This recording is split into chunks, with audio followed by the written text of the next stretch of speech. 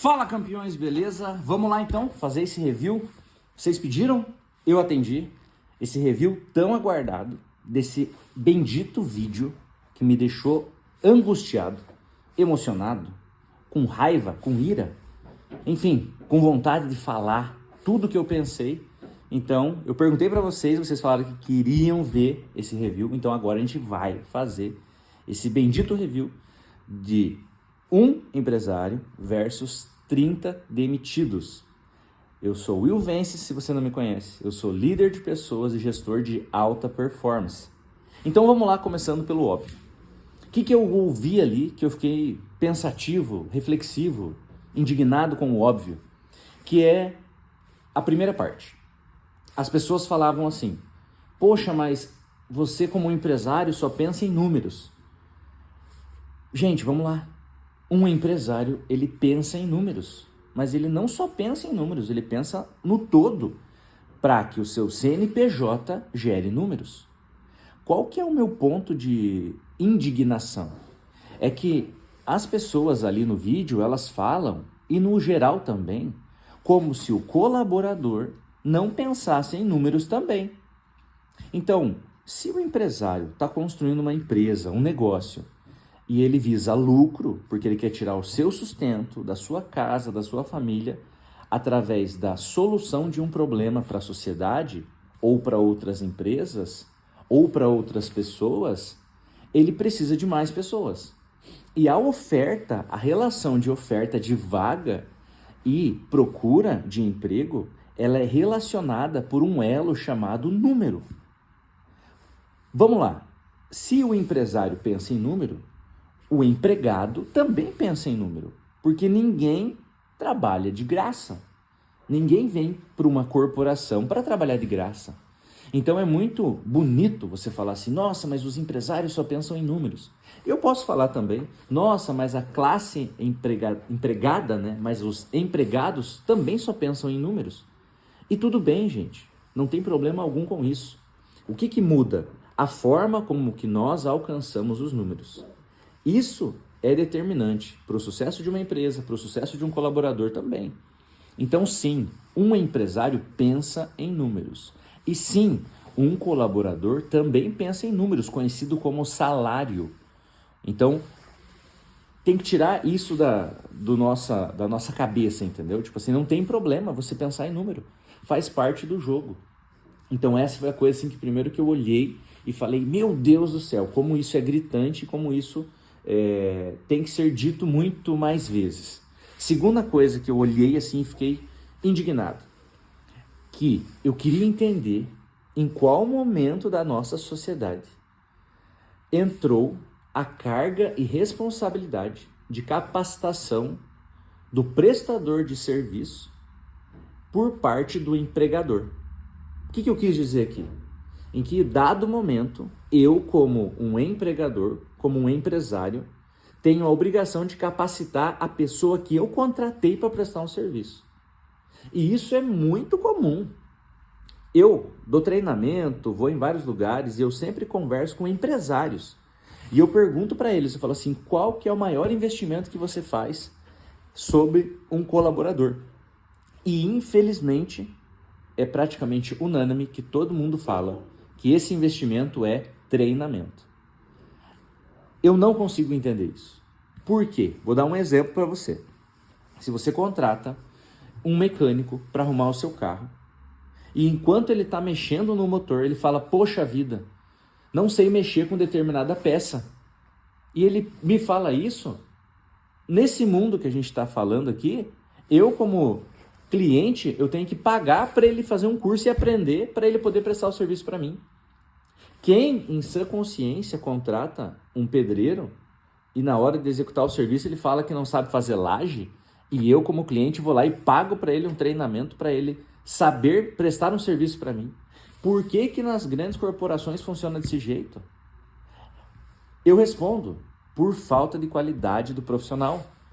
Faltam profissionais de alta qualidade no mercado, ao ponto da empresa ter que se submeter a capacitar alguém a qual ela vai pagar para prestar um serviço para ela, sendo que deveria ser o contrário. eu como um empregador, eu como empresário, deveria selecionar aquelas pessoas que têm a capacitação para entregar o melhor resultado no menor tempo para mim. Então, ouvindo essas pessoas falando, fica muito mais evidente o quanto nós terceirizamos a nossa culpa, o quanto nós somos frágeis e não suportamos conviver com a verdade. Terceiro ponto atrelado a isso é o quê?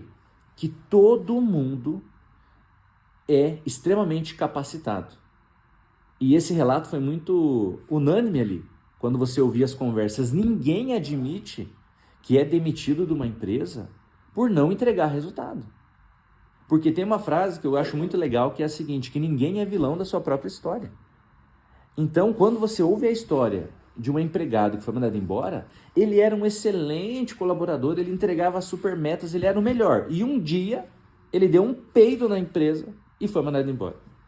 Então, como é natural do ser humano, ele não assumir esse lugar de culpa, ele não entrar nesse modo que ele fala assim, poxa, de fato eu falhei, eu errei. Claro que existem exceções, como tudo na vida, existem várias exceções. Existe injustiça, existe empresa ruim, existe com certeza, e isso é dito no vídeo também. Mas a grande massa esmagadora não consegue admitir que foi desligado da empresa por falta de performance, por falta de capacitação, por falta de dedicação, por falta de entrega, por passar por algum problema pessoal que interferiu no profissional e não soube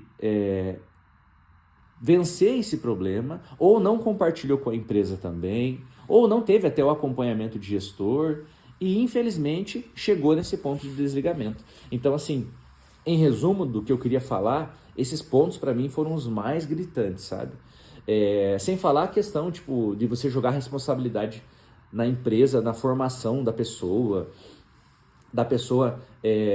ser contratada e depois de ser contratada ela não dever ser demitida como se fosse algo eterno, né?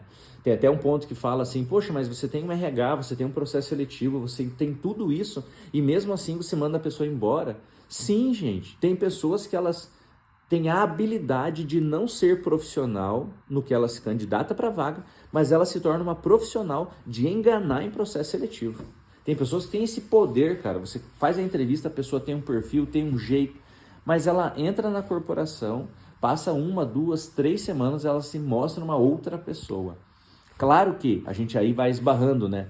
Em cultura de empresa, em processos, em acompanhamento, em desenvolvimento, em calibração, em vários rituais que você vai executar durante o seu dia a dia, durante a sua jornada, né, de trabalho, que vão mitigar esses problemas. Porém, mesmo assim, tem pessoas que têm essa habilidade e são profissionais em serem aprovadas em processo seletivo e passam em 5, 10, 15, 20 empresas e nunca param. Por quê? Porque tem problemas, geralmente, pessoais. Agora, eu, como líder de pessoas, como um especialista em gente, digo para vocês, o nosso máximo problema está onde? Está na qualidade do ser humano. A cada dia que passa, nós estamos reproduzindo seres humanos piores. Piores o quê? Em virtudes. Nós temos pessoas com mais intelecto, no sentido de conhecimento, informações, acesso a N conteúdos, porém nós temos pessoas com menos inteligência emocional, pessoas frágeis, pessoas com traumas, pessoas perdidas, que não sabem o que fazer e que acreditam que o sucesso virá de uma forma simples, que virá com o tempo. Então, começam a pegar palavras românticas que elas ouvem de outras pessoas e não entendem que o mundo ele é real, que a vida ela é prática, que você tem um combinado, você exige da pessoa uma entrega de resultado e a partir da entrega daquele resultado, ela vai sendo remunerada por isso, vai tendo sucesso financeiro, vai sendo reconhecida e a partir do reconhecimento e acúmulo de habilidade, ela vai crescendo numa empresa ou ela pode muito bem empreender. Só que empreender é difícil, é dolorido, exige risco, exige muitas habilidades e as pessoas não estão dispostas a pagar esse preço. Então, ficou bem nítido para mim? Que as pessoas projetam problemas familiares, problemas de algumas experiências nas empresas. E elas não esperam ter um parceiro, um colaborador junto com ela. Elas simplesmente querem ter alguém que supra suas necessidades básicas, que faça aquilo que elas não estão dispostas a fazer e que as remunere muito bem e que bata palma para ela no final, por ela simplesmente estar fazendo o básico e nem tão bem feito. Então, eu precisava compartilhar isso com vocês que me acompanham nas redes sociais, que me conhecem, porque eu vendo aquele vídeo fiquei com muitos estímulos e ouvindo algumas coisas, assim, eu até achei ali que o Thales, né, que era o empresário, foi bem contido, né, e foi muito sábio nas suas colocações, demonstrou muita empatia, então fiquei muito feliz com isso, porém eu queria compartilhar essa minha perspectiva aqui para você ouvir de uma outra pessoa que também está no front de trabalho, todos os dias na operação, cuidando de pessoas, procurando bater meta, entregar resultado, ajustar pontos, e que sim, me deparo com pessoas que procuram trabalhar com a gente, que não têm a mínima condição. Eu achei muito massa quando ele disse que nós temos muita dificuldade em contratar e que para nós é muito penoso em demitir, porque sim, você investe demais numa pessoa antes mesmo dela ser contratada. Se você analisar um processo seletivo, você investe 90% em pessoas que não são contratadas, então é uma carga muito grande.